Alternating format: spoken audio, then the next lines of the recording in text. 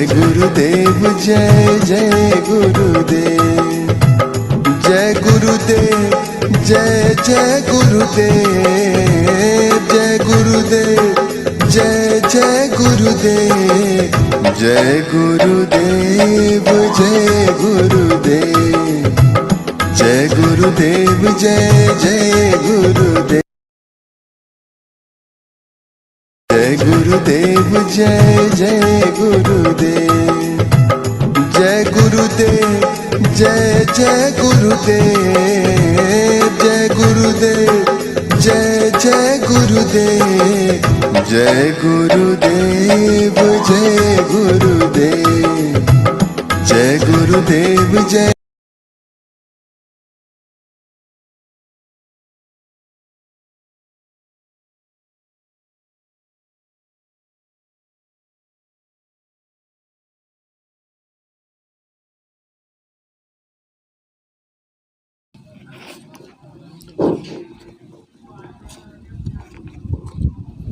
जय गुरुदेव, जय गुरुदेव, जय गुरुदेव नाम किसका? प्रभु का। जय गुरुदेव नाम किसका? प्रभु का। ये नाम नहीं इंसान का, ये नाम है भगवान का। तो प्रेम से बोलो जय गुरुदेव, जय गुरुदेव। जय गुरुदेव।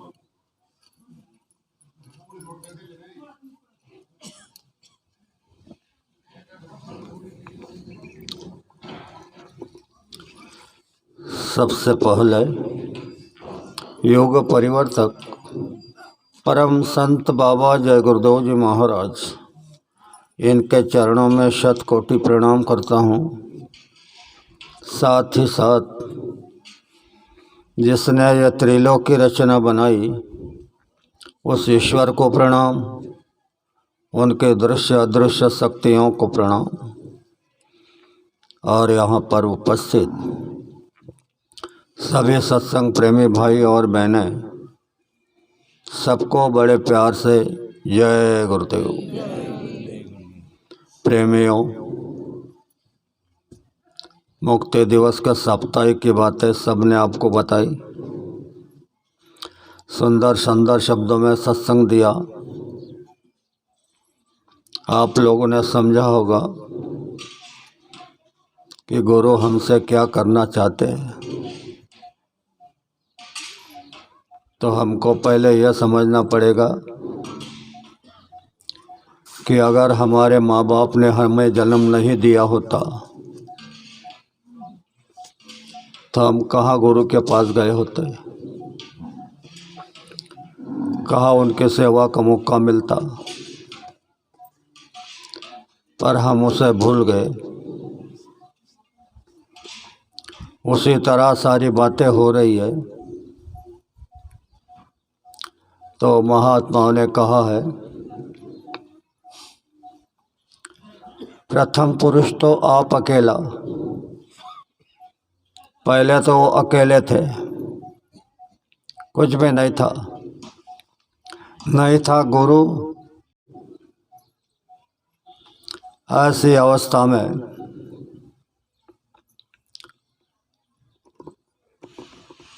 इस मालिक के मुख से आवाज़ निकली, छोटी आवाज़ नहीं, इतनी बड़ी आवाज़ कि आज का एटम बम, हाइड्रोजन बम भी आवाज़ नहीं कर सकता है, इतनी आवाज़। और उसकी लहरें चली। उन लहरों में 16 ब्रह्म को स्थापित किया, जिसे 16 सूत्र भी कहते हैं। और वहाँ पर उस पूरन धनी ने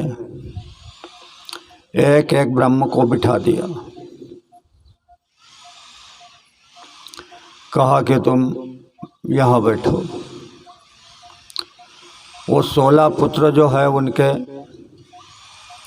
उनमें से छोटे अब छोटा जरा प्यार का होता है। तो उसने कड़ी तपस्या की, फ्री में नहीं, बिना तपस्या से ना किसी को मिला ना मिलेगा।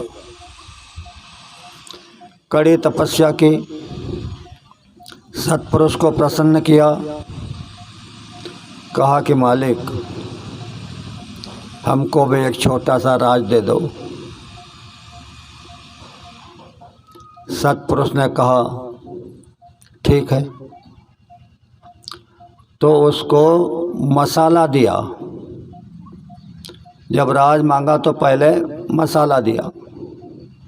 मसाला क्या दिया? क्या लौंग इलायची मिरी ये मसाला नहीं, तत्वों का मसाला दिया, सभी तत्वों का, 5 तत्व, अंतकरण के तत्व, 3 गुण और ऊपर के तत्व, ये मसाला दिया। मसाले से ईश्वर ने और माया ने, माया तो साथ रही, इन्होंने पुतले बनाने शुरू कर दिए, पर वो ना हिलते थे ना डुलते थे। फिर दोबारा घोर तपस्या की, कहा कि अब क्या चाहिए? बोले मालिक आपने मसाला तो दे दिया, लेकिन ये सारा जड़ है, ना हिलता है ना डुलता है, तो हमको एक छोटा सा जीव भंडार दे दो। वहाँ सत्तादेश में मालिक कहते थे कि सभी जीवों का भंडार खचाखच भरा पड़ा है, उसमें से थोड़ा सा जीव का भंडार इसको दे दिया, लेकिन ये वादा किया कि इनको हिफाजत से रखना। ईश्वर ने कहा मालिक हम इनको किसी प्रकार की तकलीफ नहीं होने देंगे। तीनों लोगों का निर्माण हुआ, स्वर्ग मृत्यु पाताल, और काल कर्म चलता रहा। इस धरती के ऊपर अच्छा बुरा समय आता रहा, धर्म अधर्म का समय आता रहा। फिर ईश्वर ने अपनी शक्तियों को भेज करके अधर्मों का सफाया किया, धर्म की स्थापना की। लेकिन ये समय इतना भयानक है कि जिसका अंदाज लगाना मुश्किल है। मैं कई बार बोल चुका हूँ कि मुझे शब्द की बदबू आती है, बांस आता है। इंसान जो बोलता है उसके शब्द का बांस आता है। तो मैं एक देख रहा हूँ कि मुझसे भी इतने झूठ कि समझते ही कि हम किससे बोल रहे। तो कितना बड़ा अपराध, मुझे झूठ बोलने का, मुझसे झूठ बोल रहा है इसका दुख नहीं, लेकिन तुम्हारे ऊपर कितना अपराध हो रहा है। इसलिए मैं हर भाई से प्रार्थना करता हूँ कि आप कभी भी किसी के भी साथ, आप भी कोई कम है, अरे तुम्हारा तो इतिहास तुमको पता नहीं, आखिर तुम हो कौन? ये सांडू पांडु तो यहाँ का नाम रख दिया, लेकिन तुम कौन है ये जो बताया गया, तो इसको सुनो। राष्ट्र संत तुकडोजी महाराज ने बुलंद आवाज में खंजड़ी पर गा करके बताया कि छोटे न हो हम बुद्धि से, आपकी बात कर रहा हूँ, छोटे न हो हम बुद्धि से, हो विश्व से विश्वमय, यानी ईश्वर के समान है। तुम छोटे नहीं हो विश्व से विश्वमय, हो राममय और कृष्णमय, जगदेवमय जगदीशमय, सभी देवताओं के समान तुम हो, और जो जो इनको शक्ति दी है वह तुमको भी दी है, पर तुमको झूठ, धोखा, बेईमानी इसमें आनंद आने लगा। उसने ये जाल डाला, कहा कि तुम झूठ बोलो, बेईमानी करो, धोखा दो, कत्लेआम करो, चोरी करो, व्यभिचार करो तो तुम सुखी हो जाओगे। हमको लगा बहुत अच्छी बात है, तो हम झूठ बोलने लग गए, बेईमानी करने लग गए, यहाँ तक कि माँ बाप से भी झूठ बोलने लग गए। तो कितने अपराधी हो गए। इन अपराधों को कौन उठाएगा, कौन इसकी सफाई करेगा? तो इसलिए जो मैं आपको समझाता हूँ, मैं तो कोई ज्ञानी नहीं हूँ कि मैं बहुत गाढ़ा ज्ञानी हूँ, ऐसे नहीं। आप जो समझते हैं वो समझो। मैं ये समझाता हूँ कि आयरन में मैंने आपको बताया कि गोसाई देखना तोड़ना खे नहीं, पी पड़स भावा तड़ीले, सद्गुरु मना माय बाप चिंता होती त्याले। यह सारी चिंता इनको थी। क्या पता आपको, इन्होंने ऐसा आयोजन बनाया, ज़बरदस्ती आपको बुलाया, खींच लिया, मथुरा में बुला करके नाम का दान दे दिया, कुछ नहीं लिया। इतनी बड़ी दौलत जो आपको दे दी, इसके बदले में कुछ भी नहीं लिया। तो कितने दयाल है। और अभी भी उनको एक ही चिंता है कि समय पे आप बोल रहे हैं, पर बोल रहे खाली, देखा नहीं। देख लोगे तो यह समझ लो को उसी समय आपका दिल निकल जाएगा, बर्दाश्त नहीं कर पाओगे। इसलिए तुमको जो साधन करने का आदेश दिया है, साधन कर रहे हो, भजन कर रहे हो, यह सब वो जमा कर रहे हैं। वो भी ऐसी जगह जमा कर रहे हैं तो तुम्हारे दस्तखत से नहीं निकलेगा, नहीं तो तुम क्या करोगे इसका भरोसा नहीं। किसी को श्राप दे दोगे, किसी को उश्राप दे दोगे। आजकल के जितने महात्मा हो गए, उनकी यही तो बात रही। कठिन से कठिन साधना करके एक पैर पे खड़े रहे, उल्टे पेड़ को लटके, कितने दिन तपस्या की। इतना करने के बाद सिद्धियाँ प्राप्त हुई। सिद्धियाँ, यह सिद्धियाँ इतनी छोटी चीज़ है कि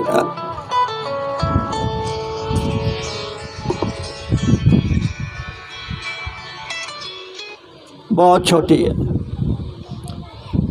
जब तुम साधना करोगे तो पहले यह सिद्धियाँ ही तुमको मिलेगी। कहेगी कि हमसे कुछ ले लो। अब लेने के क्या, ये तो इसी के प्यासे है। और उन सिद्धियों को उसने आदेश दे रखा है कि किसी भी जीव को इधर मत आने देना। वो अगर चाहता है, मान चाहता है, सम्मान चाहता है, तो उसको खूब मान सम्मान दिला देना ताकि वो वही रुक जाए। वो धन दौलत चाहता है तो दे दो, उसे में भटक जाए। यहाँ के सभी चीज़ों में इंसान को भटका दिया। जो सत्संगी नहीं है उनको भी, जो सत्संगी है उनको भी, सबको भटका दिया। और ऊपर से माया का खोल। इसको तो संतों ने कहा कि आले कोल्हाटिन खेड़ाया सगुन गुण माया, सगुन माया को कोलाटिन कहा। तो उसने क्या किया, रचिले आउट पीठ, पहले आउट पीठिका को रचा। रचिले आउट पीठ गोल्हाट अनेक श्री हाट तेई कौतुके लागतिल पाया। तो वह बड़ी बड़ी शक्तियाँ, मन चित बुद्धि अहंकार, वह भी उनके चरण में लग गए। और जो आप इसके वारकरी संप्रदाय के मुख से सुनते हैं कि काहीच न होते चराचर त्याच्या आधी पंढरपुर। पूछो ये बात क्या है, कोई नहीं बताएगा। ये आउटपिट गोल्हाट की जो रचना हुई, तो कहते हैं त्रिकुट शिखर के 3 रास्ते, कौनते रास्ते से जाना, और झिलमिल झिलमिल अमृत बरसता कौन नाम से पीना। तो उसमें कहा है कि गोल्हाट रास्ते से जाना। तो ये गोल्हाट की रचना इतनी ज़बरदस्त है, हम तो यहाँ भटक रहे हैं घर में ही। हमारी स्थिति कैसे बताऊं। मुर्गी का अंडा होता है, उसको मुर्गी को जब बिठाते हैं तो अंडे पे बिठाते हैं, उसकी गर्मी से उसमें जूं पैदा होता है। और जब अंडा के अंदर वो बच्चा होता है तो वो देखता है वो अंडे के आकार को, कहता है कितना बड़ा विश्व है। अंडे को फिर अंडे से फूट करके जब बाहर निकलता है तो टोकरी के नीचे, वो टोकरी में ढका हुआ होता है, तो कहता है बाप रे, विश्व तो बहुत बड़ा है, मैं तो उसको ही देख रहा था। फिर बाद में धीरे धीरे जब अपने माँ के साथ घर के अगल बगल में घूमता है तब तो सोचता है कि इसका अंदाज़ा नहीं है, खाली घर के अगल बगल में। उसी तरह हम किसी विश्व को, किसी मंडल को कुछ भी नहीं जानते, एक इतना तिनका भी नहीं जानते कि ये मंडल कितना बड़ा है, क्या है। ब्रह्मा ब्रह्मा ब्रह्मा ब्रह्मा का सभी उच्चार करते हैं, लेकिन आखिर ब्रह्म क्या है। कहा कि ओम अविनाश पुरुष, वह ब्रह्म जो है उसका सबसे पहले नाश नहीं होता, अविनाश है। ओम अविनाश पुरुष के जिससे प्रकट भई माया और वहाँ से माया आई। आदि माया का खेल जिसने ब्रह्मांड रचाया, जब वो माया खेलन निकली तो रंग रूप समाया। ये सारा खेल माया का, कुत्ता बिल्ली भैंस गाय चूहा बकरी इंसान सब कुछ, ये उसका खेल, ये बर्तन बनाए। जब वो माया खेलन निकली तो रंग रूप समाया। और कहते हैं, धर्मदास बता रहे हैं कि मैंने उसके चरणों में शीश नमाया, माया के चरणों में, कि हमको मत घेरो। आप भी गाते हैं भजन, दल बल के साथ घेरे जो माया मुझको आकर, ये तो कह दिया। लेकिन इसका दलबल क्या है, इसकी फौज क्या है। जैसे एक काव्य में लिखा है कि जबरदस्त अभिमान रावणा लंके मध्ये गर्ज, जर्जर केले देव घातले बंदी मध्ये सैज, जमाव त्याचा अवघा आहे राक्षसाची फौज, आणि जल्दी यावे खंडेराव तुम्ही मशाल धरा सहज। तो जिस तरह रावण की फौज राक्षस थे, वैसे माया की फौज क्या है पता नहीं, खाली कह दिया दल बल के साथ माया जो घेरे मुझको आकर। और तुम चोरों में ही बैठे हैं, बचा रहे हैं चोरों से, मुझको बचाओ। बैठे हैं चोरों में, गुण तो वही लगेगा, तो कैसे बचोगे। तो आपको भी कुछ समझना पड़ेगा कि कहाँ बैठना है, कहाँ उठना है, किसकी बातों को सुनना है, किसके नहीं सुनना है। बातें तो, शब्द तो ब्रह्म है, शब्द कोई मामूली चीज़ नहीं, शब्द ब्रह्म है। अब एक भेद मैं आपको बताता हूँ। आज आखिरी दिन है तुम्हारा मुक्ति दिवस का। तो कहा है कि गुरु गुंगा, गुरु बावरा, गुरु देवन का देव। गुंगा यानी बोलता नहीं, सुनता नहीं, बावरा है। गुरु गुंगा, गुरु बावरा, गुरु देवन का देव। गुरु से मिलना बड़ा कठिन है, कर ले गुरु के सेव। तो क्या करोगे? मिलना कठिन है, मिलता नहीं, और गुरु के सेव करो। कैसे करोगे? क्या करोगे? इन भेदों को जब तक आप समझते नहीं तब तक आप कुछ भी नहीं कर सकते। क्योंकि अंधे, जो आज बताते थे बार बार, अंधा गुरु बहरा चला, दोनों नरक में ठेलम ठेला। इन बातों से तुम बचो। तुम महापुरुष के अनुयायी हो, कोई सिद्धि के अनुयायी नहीं है, कोई नाम के दीक्षा के नहीं है, दान के हो, दान के। तुमको नाम का दान दिया है, ये वापस नहीं लिया जाता।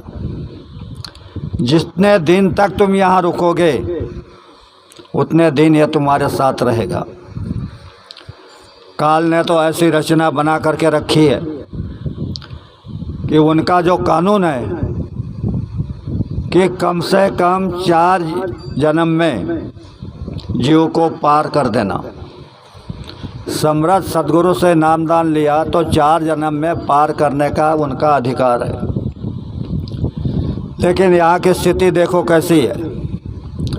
जब गुरु महाराज ने हमको 20-20 गाड़ी लेकर के ये ज़िले के लोग उस ज़िले में, उस ज़िले के लोग इस ज़िले में भेजे, तब कहा देखो कबीर के समय के, नानक के समय के, पलटू के समय के जीव अभी भी पड़े हैं। क्यों नहीं पार किए? तो उसकी रचना को समझना मुश्किल है। नहीं होने दिए, खींच लिया अपने तरफ, लालच के रूप से खींच लिए। और जो कहा जाता है कि कामी, क्रोधी, लालची, इनसे भक्ति ना हो, चाहे जितना ठोठान मचाए, पर यह भक्ति कर ही नहीं सकते। क्योंकि यहाँ त्याग तपस्या का विधान है, त्याग का और तपस्या का विधान है। तुम क्या त्याग कर रहे हो? कुछ भी नहीं। त्याग का अर्थ तुम क्या समझते हैं कि किसी को कपड़ा दान दे देना, किसी को रुपया पैसा दान दे देना, किसी को मकान दान में दे देना। अब असल बात तो यह है कि यह तुम्हारा नहीं है, ना यह कपड़ा तुम्हारा है, ना तुम्हारा मकान तुम्हारा है, ना खेती तुम्हारी है, ना आमदनी तुम्हारी है। तो तुम दान कैसे दे सकते हो? इसको दान समझकर अगर दोगे तो अपराधी रहेंगे। समझ गए? इसको तुम दान समझकर देगे तो अपराधी होगे, उसको देने का अधिकार नहीं है तुम्हारा। तुमको तुम्हारा जो है वह देने का अधिकार है। तो इन बातों को जब तक तुम समझोगे नहीं, और देना भी तो क्या समझ के देना है यह भी ज़रूरी है कि तुम तो दे रहे हो तो किसको दे रहे हैं, किस लिए दे रहे हैं, ये क्या करने वाला है, इसको सोचना चाहिए। कहा कि महात्माओं के पास में भट्टी होती है और तुम जो दान उनको देते हैं वो सीधा भट्टी में डाल देते हैं। के रहना। तो बाबा एक महात्मा से मिलने गए तो बहुत कीमती शाल लेकर के गए। महात्मा को प्रणाम किया और भेंट में वो शाल दे दी। महात्मा ने उसी समय उस साल को उठाया और भट्टी जल रही थी उसमें डाल दिया। बाबर नाराज हो गया कि मैंने कितने कीमती शाल दी है और ये फ़कीर तो फ़कीर, इसने आग में डाल दी। गया घर पर गया तो वहाँ पर जब सवेरे उठा तो उसके सिराने शाल निकली। देखता है ये शाल तो मैंने महात्मा को दी थी। फिर शाल लेकर के आए, बोले महाराज ये शाल तो मैंने आपको दी थी। बोले हाँ दी थी, लेकिन तुम नाराज़ हो गए। हमारी यही अलमारी है, हम सभी चीज़ें इसमें डालते हैं। तुम नाराज़ हो गए तो तुम्हारी चीज़ तुमको वापस कर दी। तो आप क्या जानते हो, सेवा कोई खेल नहीं है कि सेवा दे देंगे। सेवा देने के पीछे तुम्हारा हेतु क्या है, तुम्हारा उद्देश्य क्या है। जो गुरु महाराज ने कहा था कि तुमने सेवा दे दी मुझको पा ली, क्यों कहा था भाई? तुम्हारे अंदर शंका न हो जाए कि इस सेवा का क्या करते। तो गुरु ने कहा मुझको मिल गई, तुम्हें उसकी चिंता करने की ज़रूरत।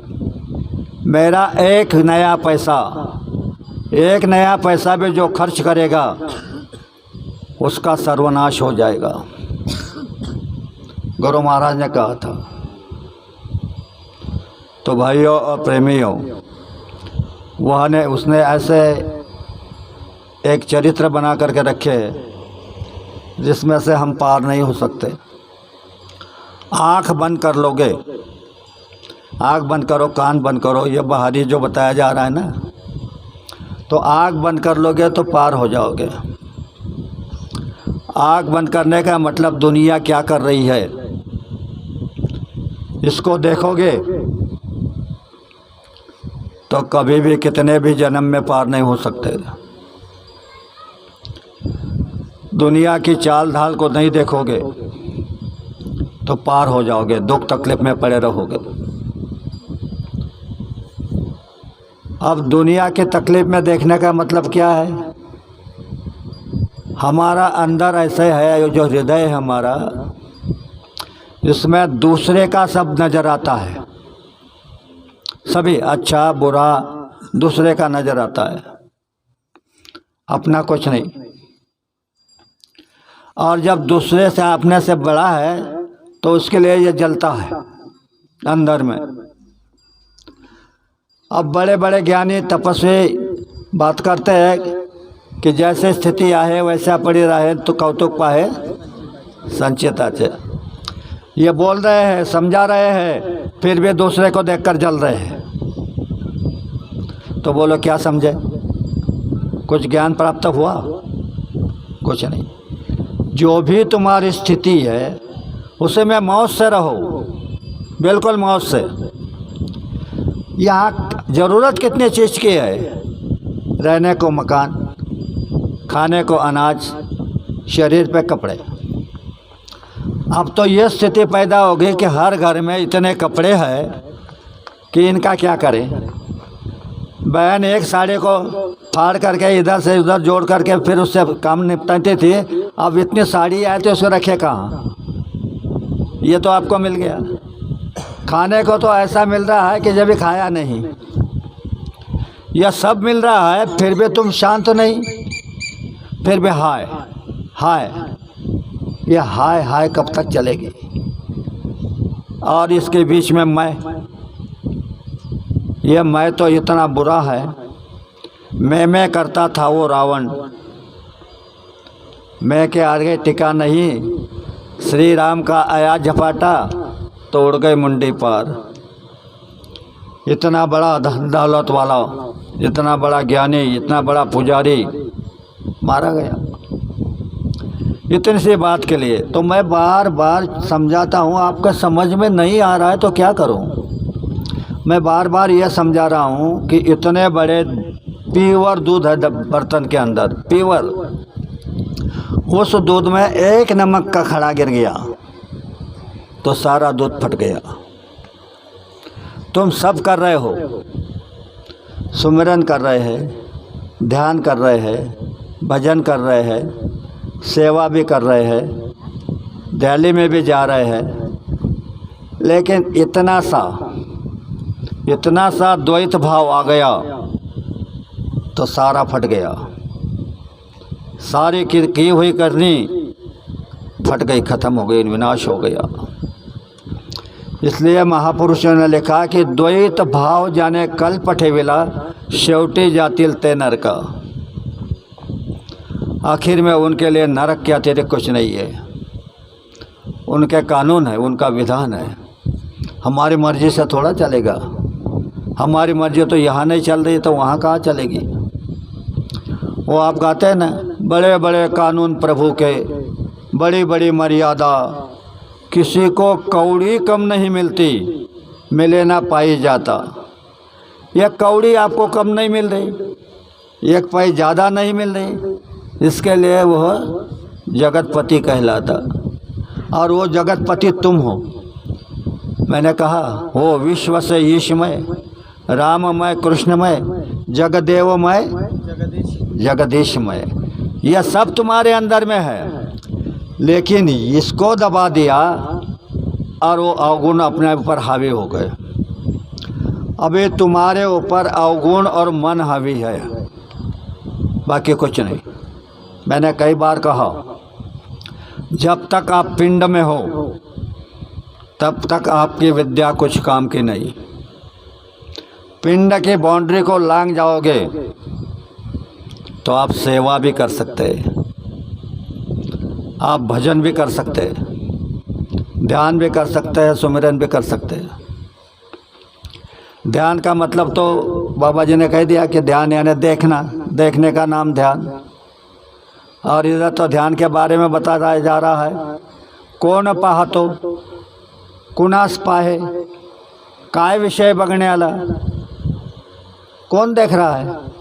ध्यान में बैठे तो कौन देख रहा है, किसको देख रहा है, और देखने का उद्देश्य क्या है, ये जब पता नहीं तो बैठे रहो।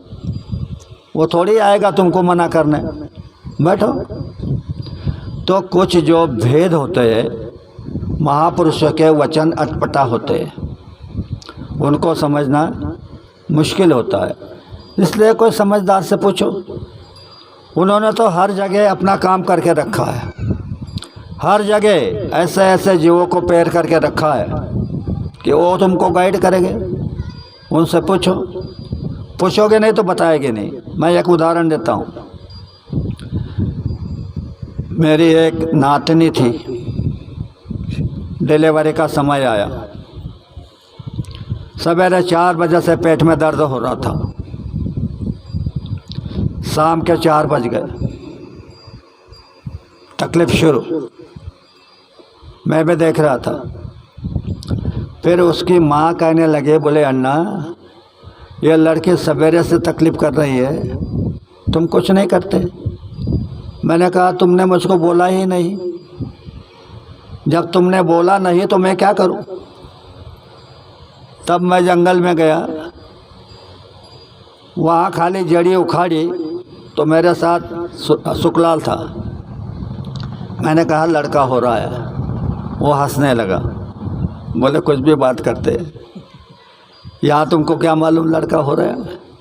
घर नहीं पहुँचा तब तक लड़की डिलीवरी हो गई, उसको लड़का हुआ। तो बात यह है कि पूछे बगैर, मांगे बगैर कुछ दिया नहीं जाता, न लिया जाता है। स्वेच्छा से जो दिया जाएगा वो अलग, और मांग कर दे जाएगा तो तुम्हारी ज़रूरत की चीज़ यह है।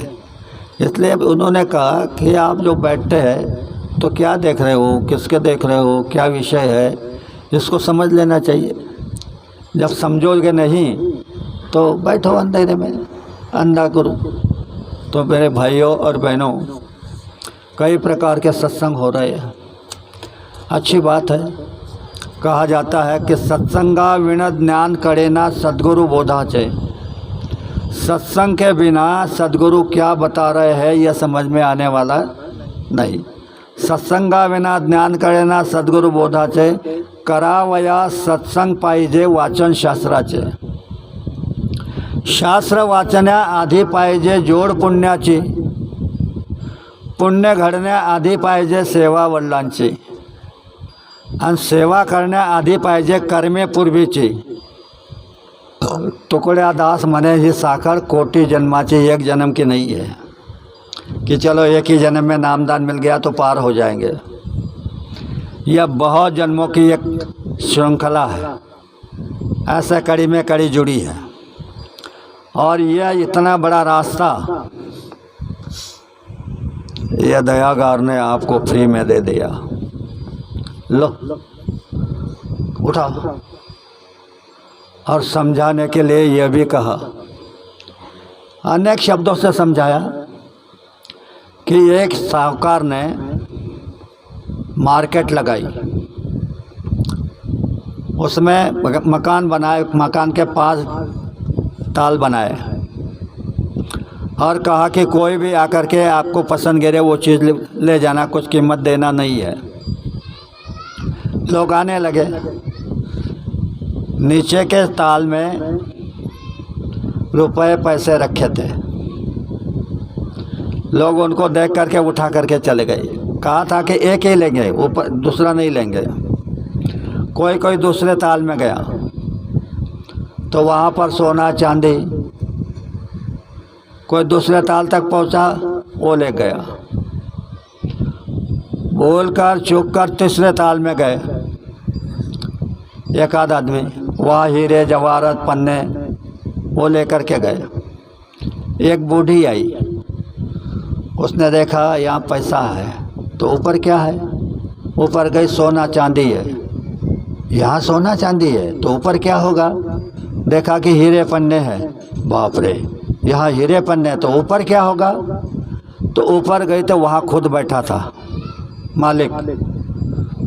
बूढ़े ने देखा इसने बाजार रचाया है तो इसको ही ले लो, तो उसको ले लो तो सारा उसका हो गया। उसी तरह आप ये सोना चांदी रुपए पैसे सोने हीरे जवाहरात में मत फंसो, उनको ले लो, उनको ले लो तो यह सब तुम्हारा हो जाएगा। हमारा उधर ध्यान नहीं, हमारा इन पर ध्यान है। और सभी जहाँ पर जाओ, कीर्तन में जाओ, प्रवचन में जाओ, कहीं भी जाओ, इसी बातों का वर्णन होता है। यह वर्णन होना क्या है मालूम है? यह प्रचार है। जिस बात की तुम बात करोगे वही फैलती है। उदाहरण के लिए बताता हूँ। लोग बैठते हैं ना तो कहते हैं, किसी की बात निकलती है, अरे बाप रे वो तो ऐसा आदमी है, तो किसी की ऊँ नहीं सुनता, थप्पड़ लगा देता है। यह जब लोग चर्चा करते हैं तो धीरे धीरे बहुत सारे लोग वही सीख जाते हैं। यह स्कूल नहीं है, यह हवा में आती है। उसी तरह तुम्हारे अंदर जो यह गंदे कर्म है, यह स्कूल से नहीं आए, यह हवा में आए हैं। और बाबा जी बता रहे हैं कि मैं ऐसी हवा चलाऊंगा कि यह तुम्हारी सारी गंदगी उड़ जाएंगी। अब जरा धीरज तो धरो, धीरज धरो। और एक जरा सा दे दिया कि छोटे बनो, छोटे बनो तो सब कुछ मिल जाएगा, छोटे नहीं बनोगे तो कुछ नहीं मिलेगा।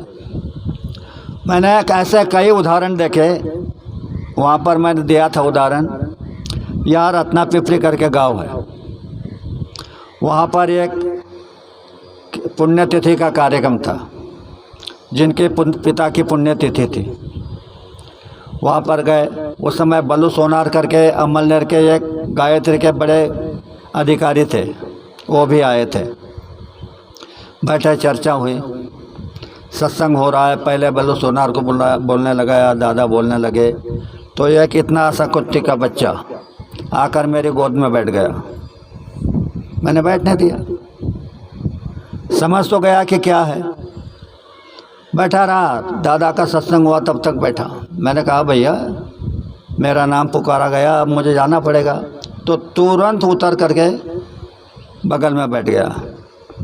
जैसे अभी कोई बता रहा था कि भाई तोते को पढ़ा कर रखा था तो वो मीठी मीठी बातें करते, इंसान की बातों समझता था। तो वो कुत्ता मेरी बात को समझ गया, नीचे बैठ गया। सत्संग हुआ, सत्संग होने के बाद प्रसाद वितरण होने लगा।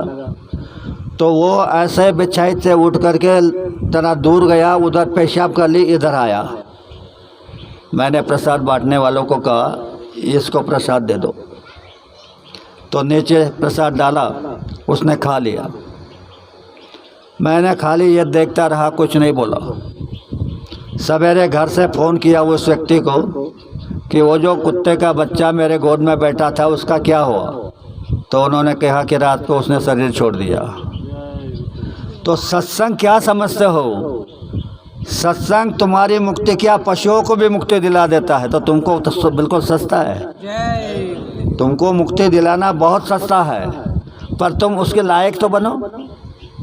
तो प्रेमी भाइयों और बहनों, मैं आपसे प्रार्थना करता हूँ, जब भी सत्संग में जाओ तो अपने सभी विचारों को बांध करके एक तरफ रख देना, गठली बांध के। ये अगर आप सीख गए तो फिर अगर तुम बीमार हुए और कोई सत्संग में जाना है तो बीमारी को भी गठड़ी बांध करके अलग रख सकते हो और सत्संग के काम को कर सकते हो। तो इसी के साथ साथ मैं मेरे 2 शब्दों को विराम देता हूँ। भूल चूक की माफ़ी चाहता हूँ। आप सबको बड़े प्रेम के साथ जय गुरुदेव।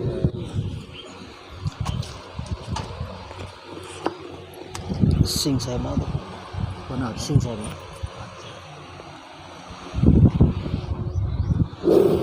जय गुरुदेव। कृपया लक्ष द्या, उद्या रात्री ठीक 7:30 वाजता पळासदडे या ठिकाणी जय गुरुदेव। जय गुरुदेव। विनय करूं मैं दो कर जोरे, सतगुरु द्वार तुम्हारे। बिन घृत दीप आरती साँझु, दो अखिया नमज धारे। भाव सहित नित बैठे जरोखे, जो हत प्रियतम प्यारे। पग ध्वनि सुनो श्रवण ही अपने, मन के काज पिसारे। जागी सूरत पियत चरणामृत, पियत पियत हुई न्यारे।